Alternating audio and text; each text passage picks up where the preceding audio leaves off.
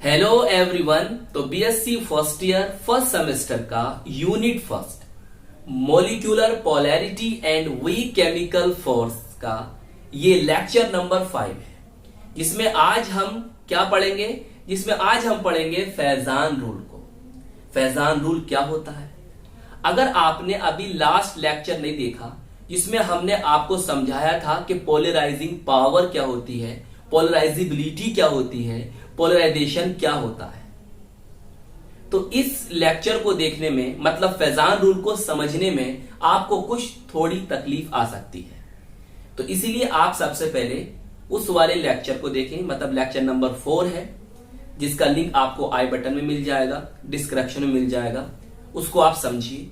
उसके बाद अगर आप इस रूल को समझते हैं तो आपको ये रूल बहुत अच्छी तरह से समझ में आएगा। क्लियर? तो अगर आप जानते हैं पोलराइजिंग पावर क्या है और पोलराइजिबिलिटी क्या है तो कोई बात नहीं। वैसे आपके सिलेबस में है, सेपरेट टॉपिक है, और मैंने सेपरेट वीडियो भी बनाई है इसके ऊपर, पोलराइजिंग पावर एंड पोलराइजिबिलिटी के ऊपर। क्लियर? तो चलिए फिर शुरू करते हैं फिर आज की वीडियो, जिसे हमें पढ़ना है फैजान रूल के बारे में। तो फैजान रूल होता क्या है? तो चलिए फिर कॉपी पेन निकाल लीजिए और हमारे साथ फेयर बनाते हुए चलिए। तो आपको अभी कुछ नहीं लिखना है, किस तरह से लिखना है वो मैं आपको समझाऊंगा। केवल अभी आप समझिए कि फैजान रूल है क्या।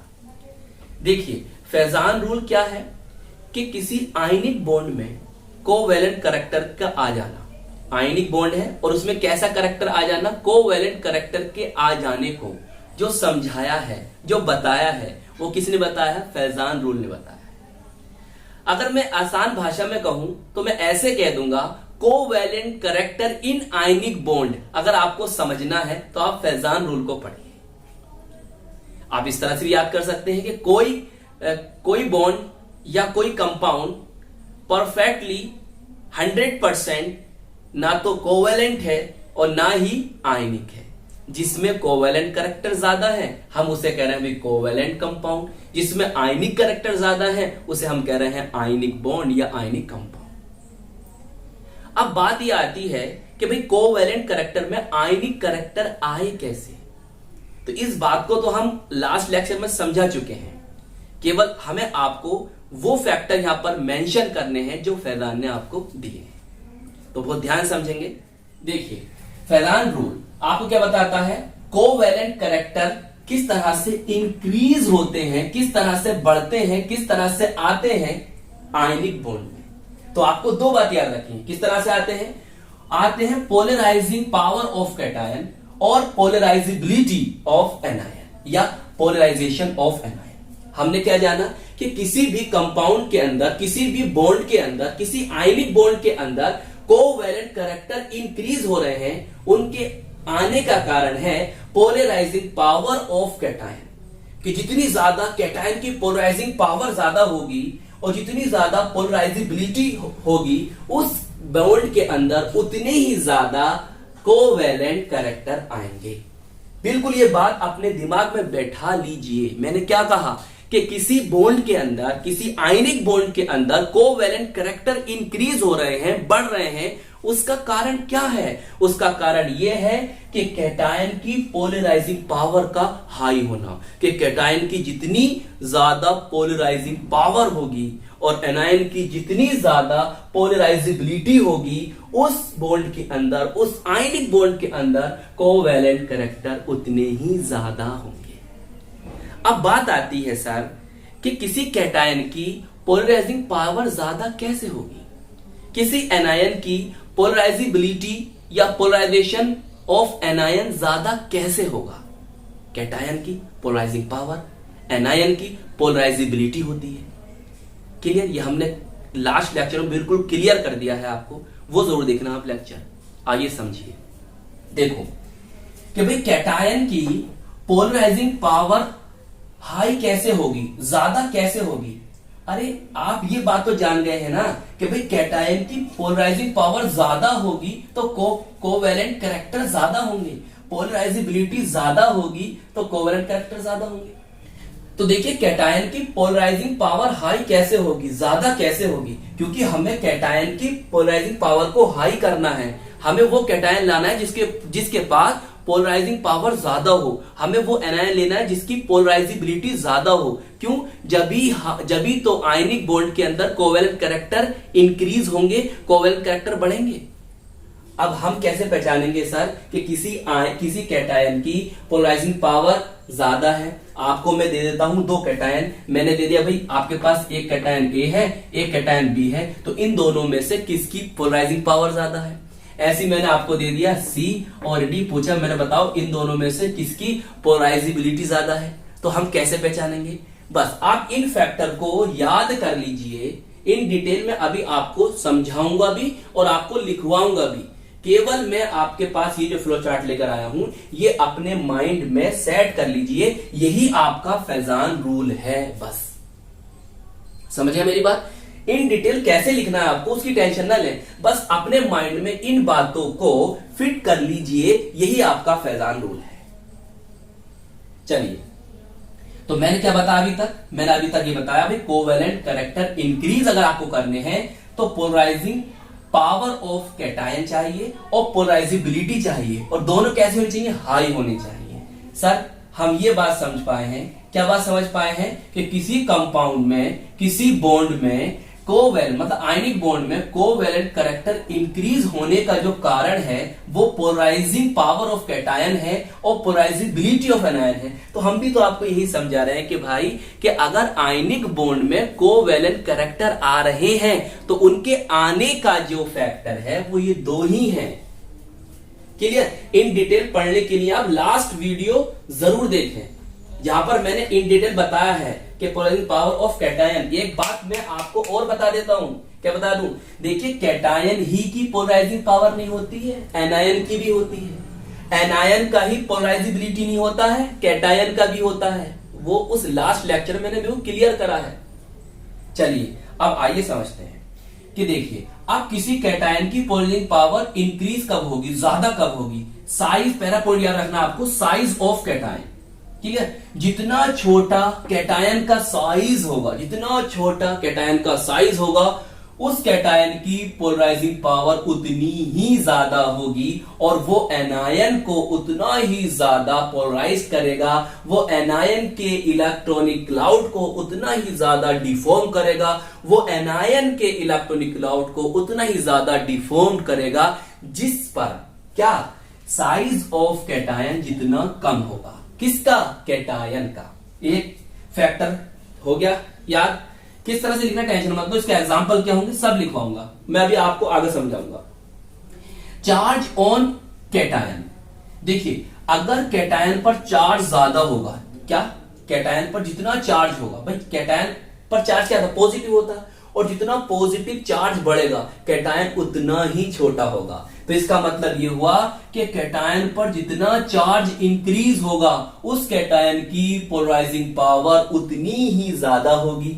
जब उसकी पोलराइजिंग पावर उतनी ही ज्यादा होगी, वो एनायन के इलेक्ट्रॉनिक क्लाउड को अपनी तरफ उतनी ही तेजी से खींचेगा, वो एनायन के इलेक्ट्रॉनिक क्लाउड को जल्दी से इजीली डिस्ट्रॉयड कर देगा, वो एनायन के इलेक्ट्रॉनिक क्लाउड को आसानी से क्या कर देगा? डिफॉर्म कर देगा, एनायन को पोलराइज कर देगा। जब वो आसानी से एनायन को पोलराइज कर रहा है तो फिर कोवेलेंट कैरेक्टर इंक्रीज हो जाएंगे।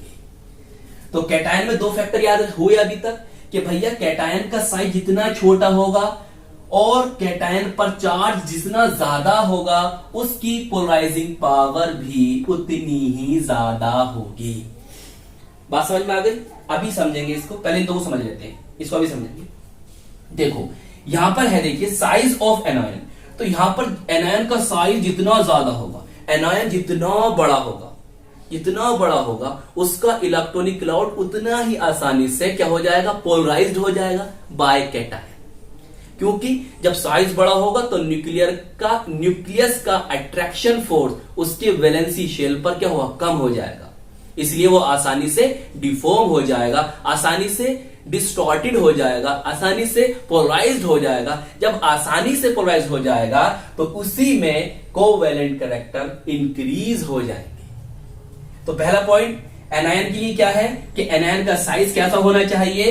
ज्यादा होना चाहिए, बड़ा होना चाहिए आपके पास एनायन लार्ज होना चाहिए। दूसरी बात क्या है, चार्ज ऑन एनायन।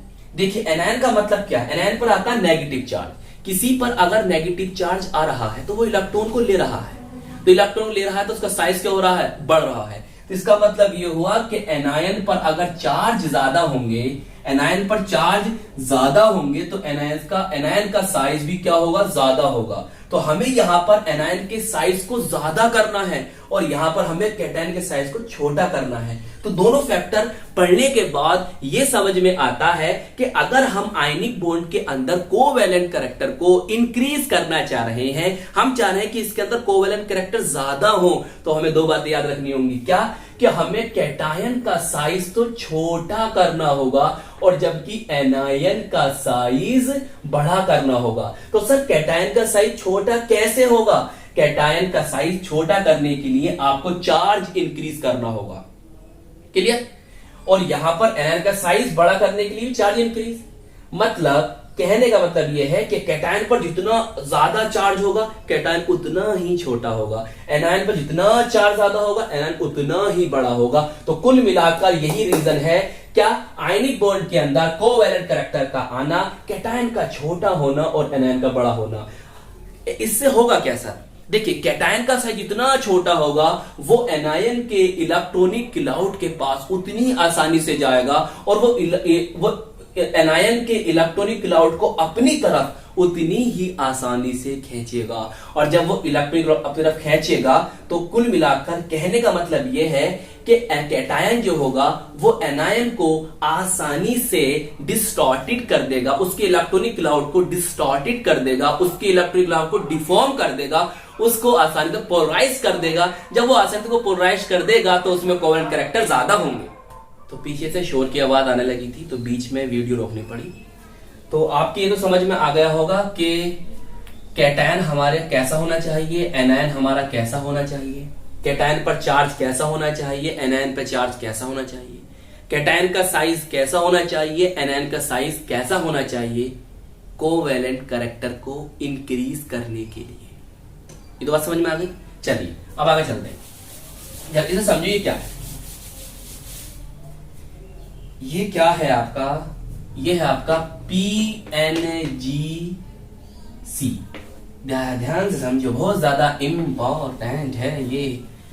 P बोले तो स्यूडो नोबल गैस कन्फ्यूग्रेशन, या ऐसी भी आ सकता है, नोबल की जगह क्या लिखा हो सकता है, इनर्ट। तो स्यूडो इनर्ट गैस कन्फ्यूग्रेशन क्या होता है, एक लाइन में समझो। जब किसी कैटायन के आउटर मोस्ट सेल में 18 इलेक्ट्रॉन हो जाए, क्या कहा मैंने, जब किसी कैटायन के आउटर मोस्ट सेल में इलेक्ट्रॉन, मतलब जब किसी कैटायन के आउटर मोस्ट सेल में 18 इलेक्ट्रॉन हो जाएंगे तो उस कॉन्फ़िगरेशन को हम कहते हैं स्यूडो नोबल गैस कॉन्फ़िगरेशन। कैसे होता है सर, देखिए ऐसे NH2 NP6 ND10 कितने हो गए, 18 इलेक्ट्रॉन हो गए। तो अगर किसी कैटायन ने अपने आउटर मोस्ट सेल में 18 इलेक्ट्रॉन रख लिए तो उस कॉन्फ़िगरेशन को क्या कहेंगे, हम क्या कहेंगे, कहेंगे PNGC, pseudo noble gas configuration. इससे क्या होगा, जिस कैटायन ने स्यूडो नोबल गैस कॉन्फ़िगरेशन को ऑब्टेन कर लिया तो उसमें पोलराइजिंग पावर ज्यादा होगी। मैंने क्या कहा कि जिसके पास PNGC है, उस कैटायन की पोलराइजिंग पावर ज्यादा होगी। जब उस कैटायन की पोलराइजिंग पावर ज्यादा होगी तो वो एनायन को उतनी ही आसानी से क्या करेगा, पोलराइज करेगा। तो उसमें क्या होगा, उतनी आसानी से कोवैलेंट कैरेक्टर इंक्रीज होंगे। बात समझ में आई? तो देखिए कौन कौन से ऐसे कैटायन है सर, देखो याद कर लो, Cu Ag Au। कौन आगे आया, याद कर लो, कौन आगे आया। और याद रखो Zn 2 पॉजिटिव, Cd 2 पॉजिटिव और Hg 2 पॉजिटिव। ये 6 कैटायन है, जहां भी आपको मिल जाएंगे इन कैटायन की पोलराइजिंग पावर ज्यादा होगी। जब पोलराइजिंग पावर ज्यादा होगी तो ये कोवैलेंट कैरेक्टर को उतनी ही ज्यादा इंक्रीज करेंगे। सर जब इनकी पोलराइजिंग पावर ज्यादा होगी तो इसका मतलब ये होगा कि इन कैटायन का साइज क्या हो जाएगा, छोटा होगा। अरे किसी कैटायन का साइज जितना छोटा होगा उसकी पोलराइजिंग पावर उतनी ही ज्यादा होगी, ये बात तो हम जानते हैं। इसका मतलब ये हुआ कि जिस कैटायन ने PNGC को ऑब्टेन कर लिया है उसका साइज छोटा हो जाएगा। तो उसके साइज के छोटे होने का कारण क्या है, ये है d ऑर्बिटल का स्क्रीनिंग पावर का पुअर होना। जानते हैं शेल्डिंग इफेक्ट, याद है स्क्रीनिंग इफेक्ट क्या होता है, यूनिट 3 में इन डिटेल पढ़ेंगे, फिर भी थोड़ा बहुत समझा देता हूं। देखो स्क्रीनिंग इफेक्ट सबसे ज्यादा S में होता है, उससे कम P में होता है, उससे कम D में होता है, सबसे कम F में होता है। देखो यहां आपको दिखाई दे रहा है, मैं यहां लिख देता हूं, अगर यहां दिखाई नहीं दे रहा होगा तो इस बात को आप बिल्कुल घोल के पी जाओ और वेट करो यूनिट 3 शुरू होने का। हम यूनिट 3 में इन डिटेल इस इफेक्ट पर बात करेंगे।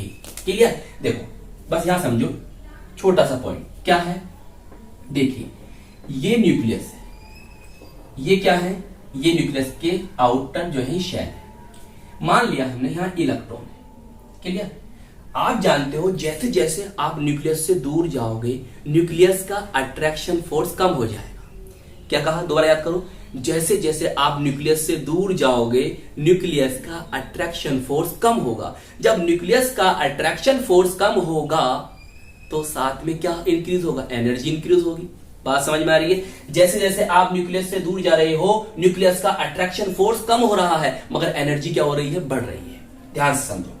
देखो अब देखो इस वाले इलेक्ट्रॉन पर न्यूक्लियस का अट्रैक्शन फोर्स ज्यादा है।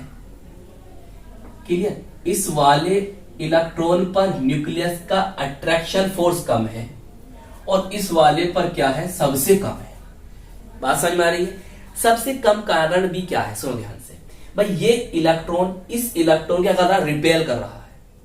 क्या कर रहा है, रिपल्सन फोर्स प्रोड्यूस कर रहा है। ये इलेक्ट्रॉन इसको, ये इलेक्ट्रॉन इसको, ये इलेक्ट्रॉन इसको, ये इलेक्ट्रॉन इसको आपस में कर रहे हैं, रिपेल कर रहे हैं, जिससे न्यूक्लियर का अट्रैक्शन फोर्स क्या हो रहा है, इस पर कम हो रहा है, इस पर और ज्यादा कम हो रहा है। बात समझ में आ रही है? समझ में आ रही है? तो हमने क्या जाना, हमने क्या जाना कि भाई स्क्रीनिंग इफेक्ट क्या है, शेल्डिंग इफेक्ट क्या है। ये न्यूक्लियस है और ये आपका वैलेंसी शेल है। तो न्यूक्लियस और वैलेंसी शेल के बिटवीन अट्रैक्शन फोर्स का डिक्रीज हो जाना due to inner shell electron.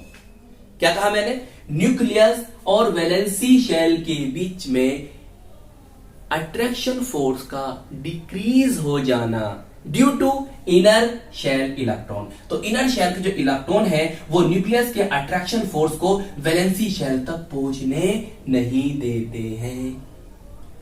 Clear? इसी को हम कह देते हैं क्या, क्या कह देते हैं, स्क्रीनिंग इफेक्ट। बोलिए, बात समझ में आ गई?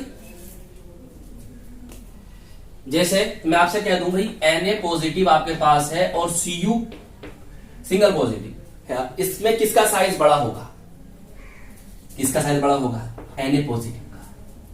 मतलब NaCl में आयनिक कैरेक्टर ज्यादा होंगे जबकि CuCl में कोवैलेंट कैरेक्टर ज्यादा होंगे। इसका Mp मेल्टिंग पॉइंट ज्यादा होगा, इसका मेल्टिंग पॉइंट कम होगा। ये वाटर में सोल्यूबल होगा, ये वाटर में इनसोल्यूबल होगा। क्यों होगा, क्योंकि ये रख रहा है क्या, PNGC। क्लियर? देखिए ये था फैजान रूल के बारे में। अब आपको फैजान रूल को किस तरह से लिखना है अपनी फेयर में और किस तरह से आपको लिख के आना है अपने एग्जाम में, चलिए उसे नोट कीजिए। देखिए हेडिंग डालिए, ब्लैक पेन उठाइए और लिखिए फैजान रूल। क्लियर? और ब्लू पेन उठाइए और लिखना स्टार्ट करिए। Any compound neither is 100% ionic nor covalent. क्या बता रहा है ये कि देखिए कोई भी कंपाउंड जो है वो 100% ना तो आयनिक होता है और ना ही क्या होता है, कोवैलेंट होता है। आगे क्या लिखा है, any compound is more ionic compound, ionic character और मोर कोवैलेंट कैरेक्टर। मतलब किसी कंपाउंड के अंदर या तो आयनिक कैरेक्टर ज़्यादा होंगे या फिर कोवैलेंट कैरेक्टर ज़्यादा होंगे, जैसे मैंने आपको समझाया। आगे लिखा है Faizan mention some factor by whose is identified the covalent character in any compound, मतलब फैजान ने कुछ फैक्टर आपको दिए हैं जिसके द्वारा आप क्या कर सकते हो, पहचान सकते हो कि किसमें कोवेलेंट कैरेक्टर ज़्यादा है किसी भी कंपाउंड के अंदर। फिर आगे लिखा है कि वी कॉल्ड फैजान रूल, और हम इसी को क्या कहते हैं, फैजान रूल कहते हैं। चलिए नोट कर लिया, आगे चलें। अब ब्लैक पेन से आप ये लिखें, these factors are written below. Clear. चलिए आगे देखते हैं। देखिए कैटायन में आपको 3 फैक्टर पढ़ने हैं। नंबर 1 हेडिंग डालेंगे ब्लैक पेन से, साइज ऑफ कैटायन, और लिखेंगे smaller size of cation more easily it can reach the electronic cloud या electron cloud of anion and it will distort the anion, thus greater will be the covalent nature of the bond। यही तो हमने आपको बताया था कि cation का size कैसा होना चाहिए, स्मॉल होना चाहिए, वो उतनी ही आसानी से क्या होगा कि एनायन के इलेक्ट्रॉनिक क्लाउड तक पहुंच जाएगा और उसे आसानी से डिस्टॉर्ट कर देगा, आसानी से डिफॉर्म कर देगा, और फिर क्या होगा, फिर ग्रेटर हो जाएंगे, ज़्यादा हो जाएंगे, क्या हो जाएंगे, कोवेलेंट कैरेक्टर या covalent nature of the bond. तो कुल मिलाकर आपको बात याद रखनी है ये वाली, क्या याद रखनी है कि पोलराइजिंग पावर जो होगी वो साइज के इनवर्सली प्रोपोर्शनल होगी। इसका मतलब ये हुआ कि पोलराइजिंग पावर अगर ज़्यादा है तो साइज़ क्या होगा, कम होगा। तो इसका मतलब ये ऐसे पढ़ लो कि भाई कि साइज ऑफ कैटायन अगर कम होगा तो पोलराइजिंग पावर ज़्यादा होगी। चलिए इतना नोट कीजिए। अब इसके एग्जाम्पल देखते हैं। तो इस तरह से आप इसे ब्लू पेन से लिखेंगे पोलराइजिंग पावर ऑफ कैटायन, और इसे लिखेंगे आप ब्लैक पेन से। क्लियर। इसका मतलब क्या है, ध्यान समझो। देखिए जब हम किसी ग्रुप में अप टू डाउन जाते हैं, मतलब ऊपर से नीचे की ओर जाते हैं, तो क्या होता है, एटम का साइज इंक्रीज होता है। क्या होता है, एटम का साइज इंक्रीज होता है। और जबकि पोलराइजिंग पावर के लिए आपको कैटायन कैसा चाहिए, कैटायन कैसा चाहिए, साइज छोटा चाहिए। इससे मतलब ये पता चलता है कि ग्रुप में ऊपर से नीचे जाओगे तो पोलराइजिंग पावर कम होगी। तो इसी प्रकार सबसे छोटा साइज किसका, लिथियम का, तो लिथियम आयन की पावर सबसे ज़्यादा, फिर उससे कम, फिर उससे कम, फिर उससे कम, फिर उससे कम। मतलब अगर हम आपसे कहें तो सबसे बड़ा साइज किसका है, इसका है। तो पोलराइजिंग पावर सबसे कम किसकी है, सीजियम आयन की है। और हम आपसे कहें सबसे छोटा साइज किसका है, लिथियम आयन का है, तो पोलराइजिंग पावर सबसे ज़्यादा किसकी होगी, लिथियम की होगी। तो आई होप ये आप समझ गए होंगे। चलिए इसे भी नोट करिए। तो देखिए कैटायन में हमें 3 फैक्टर लिखने हैं। तो नंबर 2 हेडिंग डालें, ब्लैक पेन से लिखें चार्ज ऑन कैटायन। क्लियर, लिख लिया। अब लिखें ब्लू पेन से, greater the charge on cation more strongly it attach the electronic cloud या electron cloud of anion toward itself. हमने ये तो बताया कि भाई अगर चार्ज क्या होगा, ज़्यादा होगा किस पर, कैटायन पर, तो वो क्या होगा, बहुत मजबूती के साथ अटैच हो जाएगा। किसके साथ अटैच हो जाएगा, एनायन के इलेक्ट्रॉनिक क्लाउड के साथ खुद। बात समझ में आ गई। चलिए अब ब्लू पेन से, या नहीं ब्लैक पेन से लिखना है वाली बात, polarising power of cation directly proportion of charge. तो हम यही तो समझना चाह रहे हैं, भाई पूरी थ्योरी आपको ये बता रही है, क्या बता रही है कि अगर कैटायन की पोलराइजिंग पावर ज़्यादा है तो उस पर चार्ज कैसा होगा, ज़्यादा होगा। अगर चार्ज कम होगा तो पोलराइजिंग पावर भी कम होगी। क्लियर। चलिए अब ब्लू पेन से आप ये लिखेंगे पोलराइजिंग पावर ऑफ कैटायन, लिख ली। अब देखिए ब्लैक पेन से आप लिखेंगे इसको। क्लियर। अब आप खुद ही देख लीजिए इनमें से किस पर चार्ज ज़्यादा है, Al ट्रिपल पॉजिटिव, तो इसकी पोलराइजिंग पावर सबसे ज़्यादा होगी। उससे कम चार्ज किस पर है, Mg डबल पॉजिटिव पर, तो सबसे कम किस पर है, सोडियम आयन पर। तो सबसे ज़्यादा पोलराइजिंग पावर किसकी होगी, Al ट्रिपल पॉजिटिव। सबसे कम किस पर होगी, Na पॉजिटिव। चलिए नोट करिए। थर्ड फैक्टर है हुआ कैटायन का ये स्यूडो इनर्ट, या हमने बताया था नोबल गैस कॉन्फ़िगरेशन। शॉर्ट में क्या लिखा था मैंने, PNGC। क्लियर। तो लिख देंगे आप क्या, pseudo inert gas configuration of cation, लिख दिया। चलिए अब ब्लू पेन से लिखना स्टार्ट कीजिए, cation having pseudo inert configuration. तो क्या मतलब हुआ इसका, 18 electron in outer most shell, कितने इलेक्ट्रॉन हो जाएंगे, 18 इलेक्ट्रॉन हो जाएंगे। हैज़ ग्रेटर पोलराइजिंग पावर, ये बताया नहीं, बताया भी हमने, देन किससे ज़्यादा होगी, कैटायन, उस कैटायन से ज़्यादा होगी कि जिसके पास इनर्ट गैस कॉन्फ़िगरेशन होगा। सर इनर्ट गैस कॉन्फ़िगरेशन बोले तो उसके आउटर मोस्ट सेल में 8 इलेक्ट्रॉन होंगे। क्लियर, कितने इलेक्ट्रॉन होंगे, 8 इलेक्ट्रॉन होंगे। ऐसा क्यों हो रहा है सर, ऐसा ही हो रहा है due to poor screening power of D orbital of cation. तो मैंने आपको बताया नहीं, बताया कि स्क्रीनिंग इफेक्ट क्या होता है, उसी कारण ऐसा हो रहा है। तो हमने यहाँ क्या जाना, हमने ये जाना जिसके पास PNGC है, जिसके आउटर मोस्ट सेल में 18 इलेक्ट्रॉन है, तो उसके पास क्या है, पोलराइजिंग पावर ज़्यादा है। किससे ज़्यादा है, जिस कैटायन के आउटर मोस्ट सेल में 8 इलेक्ट्रॉन है। सर 8 इलेक्ट्रॉन बोले तो जिसने इनर्ट गैस कॉन्फ़िगरेशन को ऑब्टेन कर लिया है। देखिए हीलियम को छोड़कर जो इनर्ट गैस है ना, जानते हो ना, हीलियम को छोड़कर जितनी इनर्ट गैसें हैं उनके आउटर मोस्ट सेल में 8 इलेक्ट्रॉन हैं।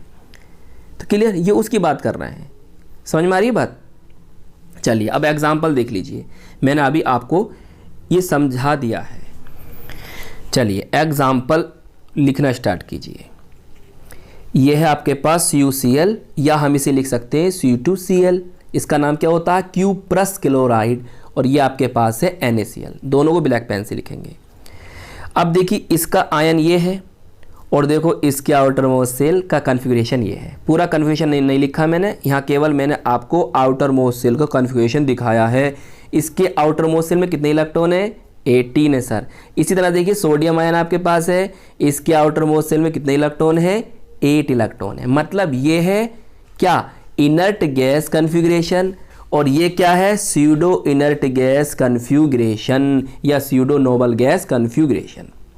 तो अब हमने क्या जाना कि जिसके पास है PNGC, तो वो क्या करेगा, वो कोवेलेंट कैरेक्टर शो करेगा। जिसके पास है इनर्ट गैस कॉन्फ़िगरेशन, वो क्या करेगा, आयनिक कैरेक्टर शो करेगा। सर इससे क्या होगा, इससे देखिए ये होगा कि वाटर में वो इनसोल्युबल होगा, और जबकि इनर्ट गैस कॉन्फ़िगरेशन रखने वाला वाटर में सोल्युबल होगा, और इसका मेल्टिंग पॉइंट कम होगा क्योंकि ये कोवेलेंट कैरेक्टर रख रहा है, जबकि इसका मेल्टिंग पॉइंट ज़्यादा होगा। चलिए नोट कर लीजिए, एक बात सुनो, देखो इनके मेल्टिंग पॉइंट ना आप थोड़ा चेक कर लेना, वैसे होंगे तो इतने ही, फिर भी आप चेक कर लेना। चलिए नोट कर लीजिए, देखिए अब नोट लिखिए, इसको उतारिए। ये क्या है सर, ये वही हैं जो रख रहे हैं क्या, PNGC। क्लियर, अभी समझाया था आपको।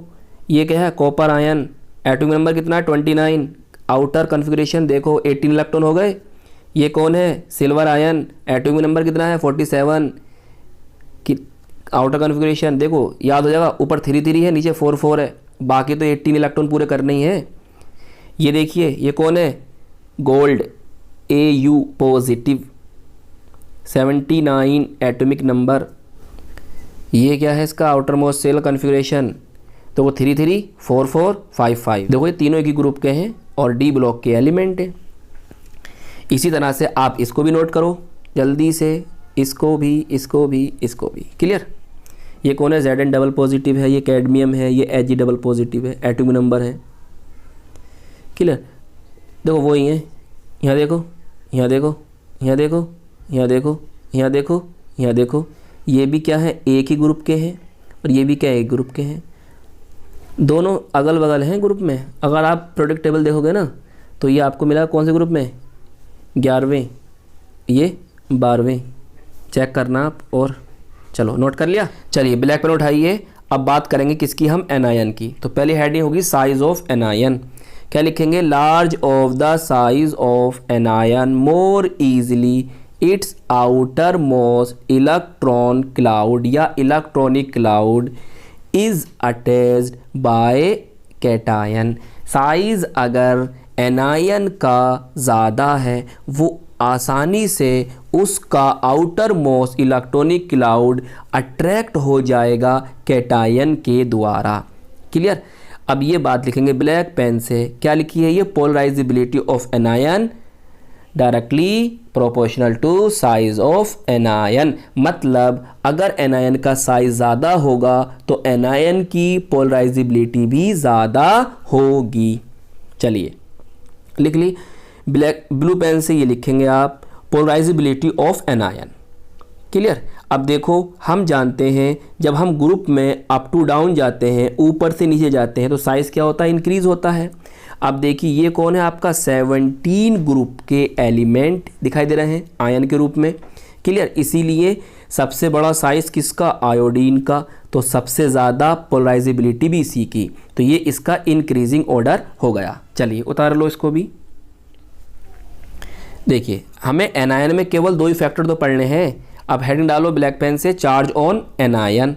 क्या लिखेंगे, greater the charge on anion more easily its outer shell electron cloud, या इलेक्ट्रॉनिक क्लाउड भी लिख सकते हैं, is attached by the cation toward itself. वही बात है, अगर चार्ज क्या होगा, ज़्यादा होगा, किसका, एनायन का, तो क्या होगा, मोर इजली, आसानी से उसका आउटर मोस्ट सेल के इलेक्ट्रॉनिक क्लाउड अटैच हो जाएंगे, किसके द्वारा, कैटायन के द्वारा।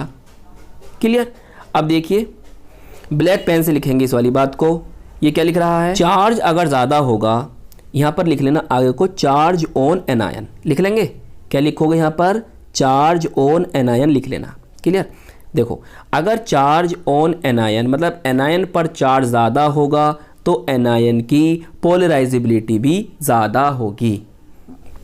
एग्जाम्पल लिखे, ये ब्लू पेन से लिखें आप, सही है। अब देखिए ये हो गया इसका इंक्रीजिंग ऑर्डर। क्लियर।